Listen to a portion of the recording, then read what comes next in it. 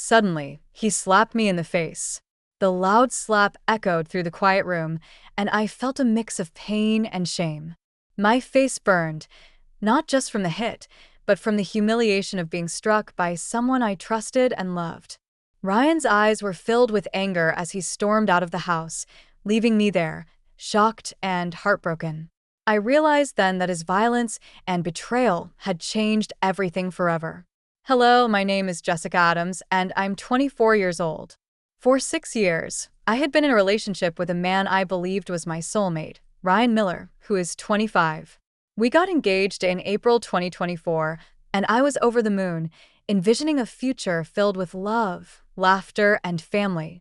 Our wedding was set for May 2025, a sentimental date marking the anniversary of when we first met.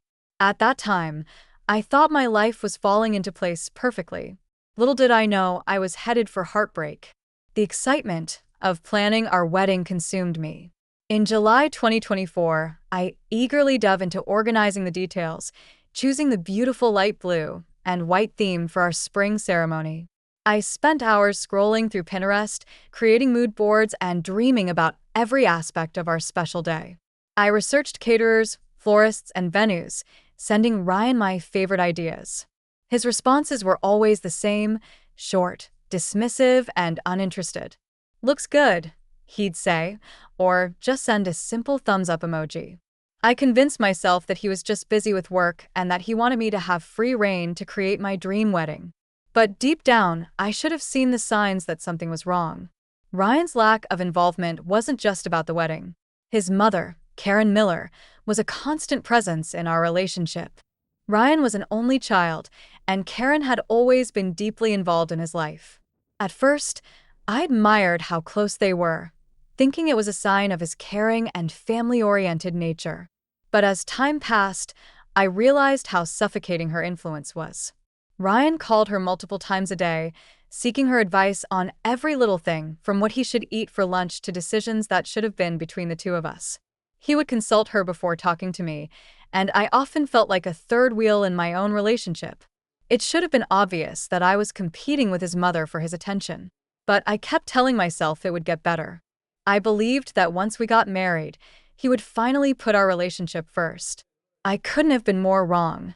2 weeks ago, I had a day I had been looking forward to for years: wedding dress shopping with my mom and sister. It was supposed to be a magical experience, one I would remember fondly forever. We visited several boutiques, trying on dress after dress, and then I found the one. It was an exquisite gown, elegant and timeless, that made me feel like a princess. Tears filled my eyes as I stood in front of the mirror, imagining myself walking down the aisle.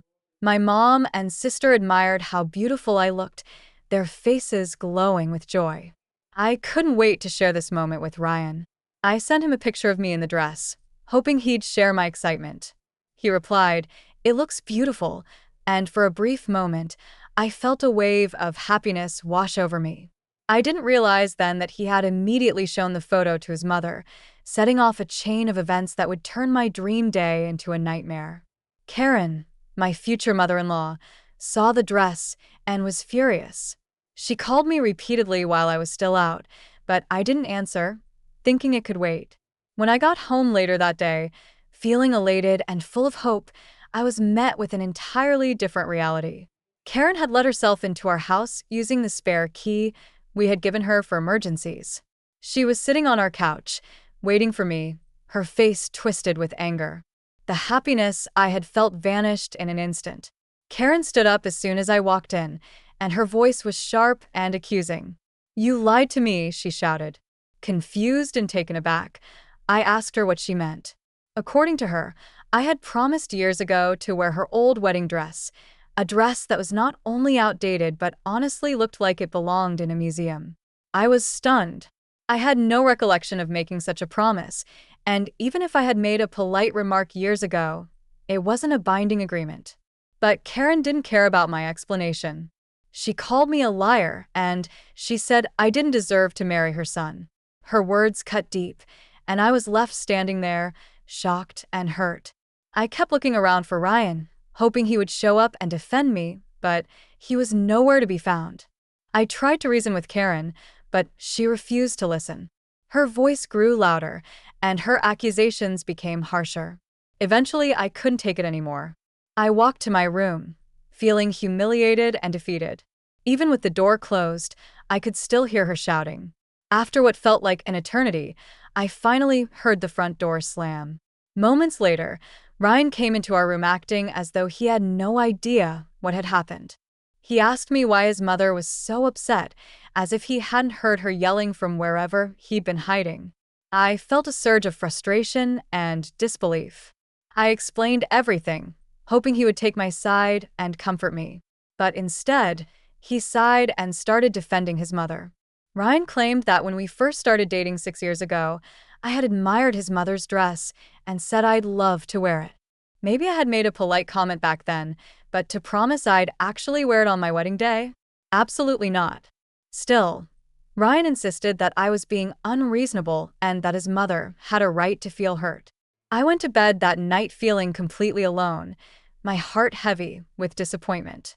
That night, I lay in bed replaying every detail of the argument and wondering how everything had gone so wrong. The man I had loved and trusted for 6 years had chosen to stand by his mother, even when she was clearly in the wrong. I tossed and turned, feeling a growing sense of unease and heartbreak. I thought about all the sacrifices I had made, all the times I had put his family's needs before mine. And for what? To be treated like a liar and an outsider in my own relationship. The next morning, I woke up to an avalanche of text messages from Karen. Each one felt like a dagger, filled with accusations and insults. She called me selfish and ungrateful, saying I wasn't worthy of marrying her precious son. Tears stung my eyes as I read through her hateful words. I couldn't believe that someone I had tried so hard to please could turn on me like this. I showed the messages to Ryan, hoping he would see how hurtful and cruel his mother was being. But instead of supporting me, he brushed it off. "She's probably just hurt that you don't want to wear her dress," he said dismissively. "Just give her some time to calm down." I couldn't believe what I was hearing. Karen wasn't just hurt. She was actively trying to sabotage our engagement and paint me as the villain. I felt a surge of anger and frustration. It wasn't about the dress anymore, it was about respect and support. It was about having a partner who would stand up for me, who would put our relationship first. And it was painfully clear that Ryan was not that partner.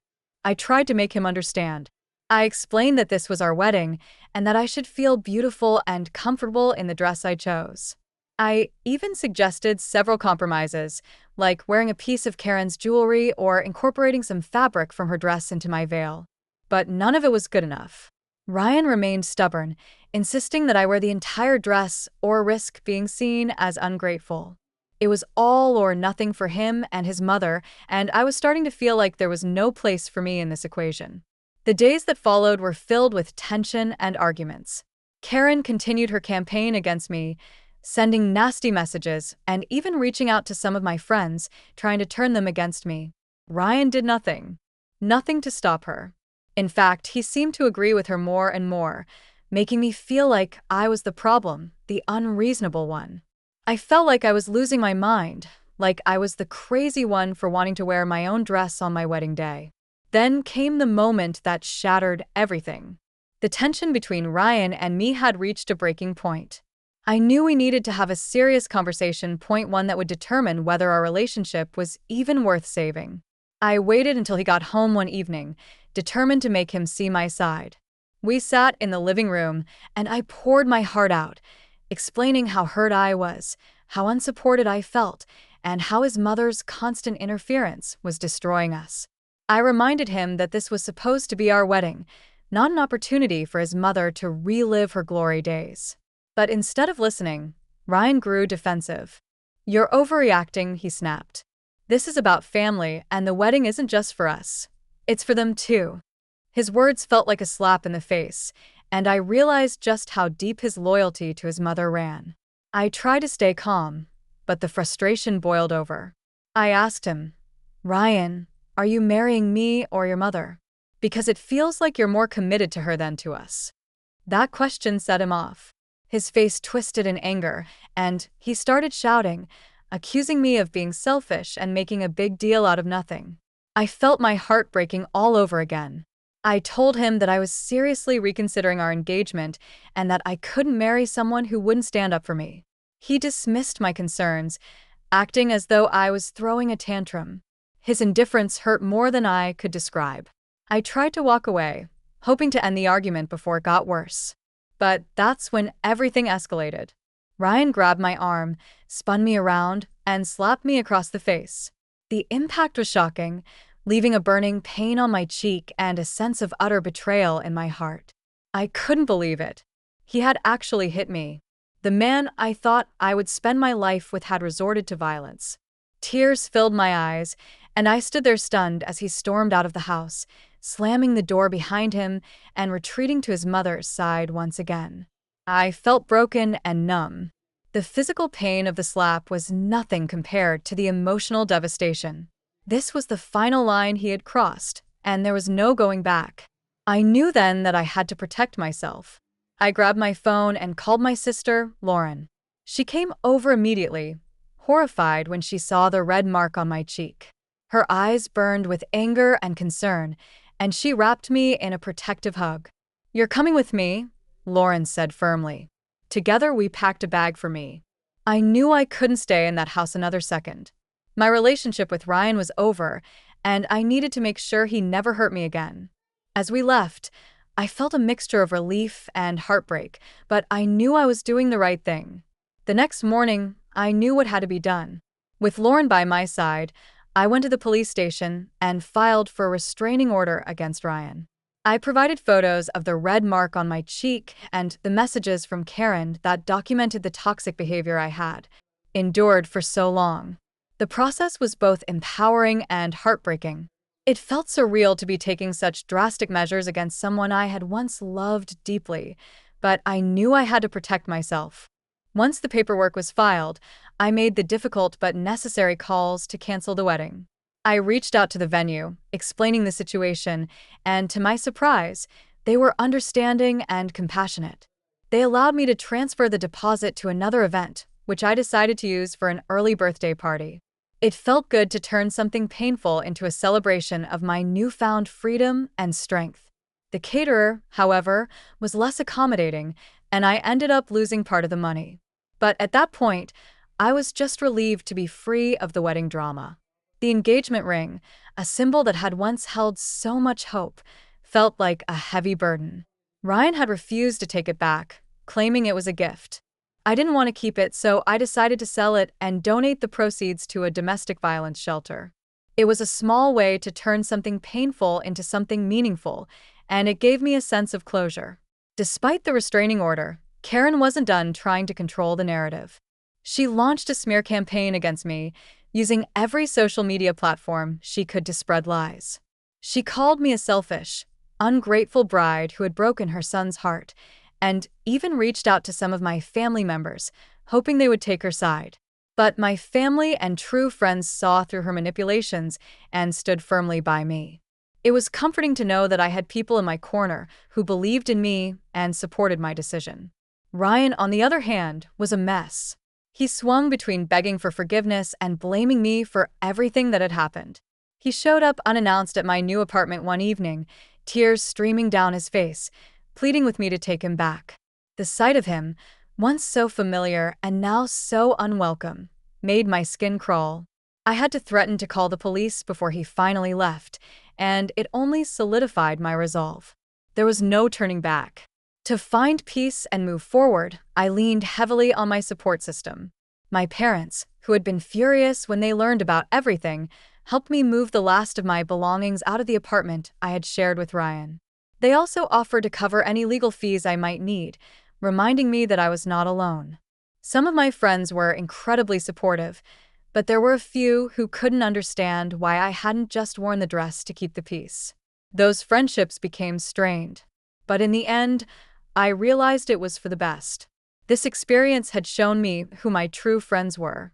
As the weeks passed, I slowly started to rebuild my life. The early birthday party I had thrown at what would have been our wedding venue turned out to be a beautiful celebration. Surrounded by people who genuinely loved and supported me, I laughed and danced, feeling a lightness I hadn't felt in years. The joy and laughter that filled the room were a reminder of the strength I had gained and the freedom I had fought for. It was a day I would never forget, not because of the pain that had led up to it, but because of the healing and happiness that followed. Lauren and I also made the most of what was supposed to be my honeymoon trip. We traveled to Paris, a destination I had always dreamed of visiting, and turned it into an unforgettable sister adventure. We explored the streets of the city, indulged in French cuisine, and shared deep conversations that made me feel whole again. It wasn't the romantic escape I had once envisioned, but it was exactly what I needed, a trip that celebrated love and resilience in a different, but equally meaningful way. Back home, I focused on healing. I started going to therapy, where I unpacked the emotional scars from my relationship with Ryan. It was hard to confront the red flags I had ignored, the compromises I had made, and the self-worth I had lost along the way. But each session helped me understand myself better and taught me to trust my instincts. It also gave me the tools to set boundaries and recognize my own value, ensuring I would never settle for anything less than the respect and love I deserved.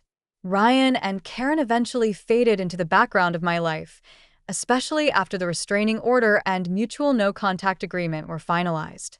Ryan's desperate attempts to win me back gradually stopped, and Karen's smear campaign lost steam as people realized the truth. One unexpected message came from Ryan's father, who privately reached out to apologize for everything. He admitted that he understood my decision and wished me the best, a small gesture that meant more than I could have imagined. My family remained my rock throughout it all. My mom and dad, who had been furious about the slap and the abuse I had endured, never wavered in their support. My friends, for the most part, rallied around me, and those who truly cared showed up for me in ways I would always be grateful for. The ones who didn't understand why I had taken a stand drifted away, but that too was part of the healing process. I had learned to surround myself only with those who lifted me up.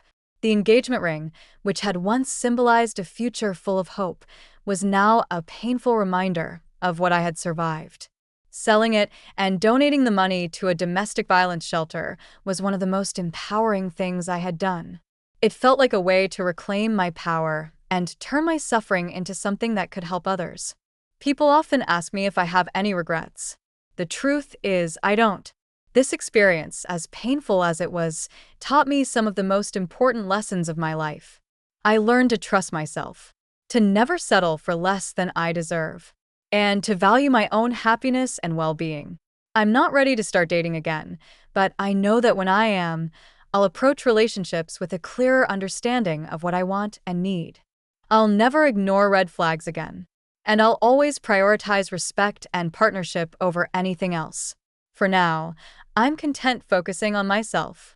I've started pursuing hobbies I had put on hold, spending more time with friends and family, and rediscovering who I am outside of a relationship. I'm stronger, wiser, and more resilient than I ever thought I could be. And for the first time in a long time, I'm genuinely hopeful for what the future holds. Thank you for joining me on this emotional journey. If this story moved you, made you think, or kept you hooked until the end, I'd love to hear your thoughts. Please consider liking this video to show your support, and don't forget to subscribe to my channel for more captivating stories. Your comments mean the world to me, so feel free to share your reactions, favorite parts, or any feedback you have.